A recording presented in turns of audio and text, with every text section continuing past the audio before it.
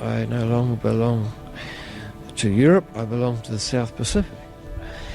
When I immigrated to the North Island, to Auckland, which is an immigrant city, I found that a lot of people come from other islands like myself. You know, I came from the South Island and people come from Samoa.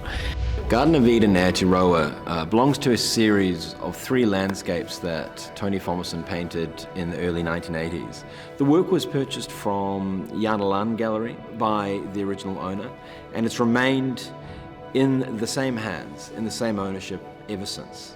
In a lecture that he gave some years ago, Ron Brownson offered a reading for the work where the 2 figures could be considered as family members. They could perhaps be a brother and sister, one could be a parental figure, one could be a child figure.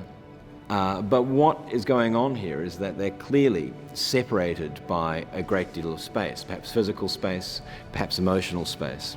The landscapes from the series weren't based on one landscape in particular, but were an amalgam of places that Tony visited.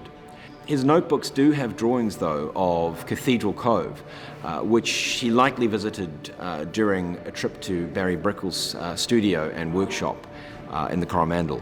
Even though this series of paintings is a departure from Fomison's earlier figurative paintings, there is something that's incredibly anthropomorphous about the way in which he describes the landscape, like it's almost, in its own way, a living, breathing organism.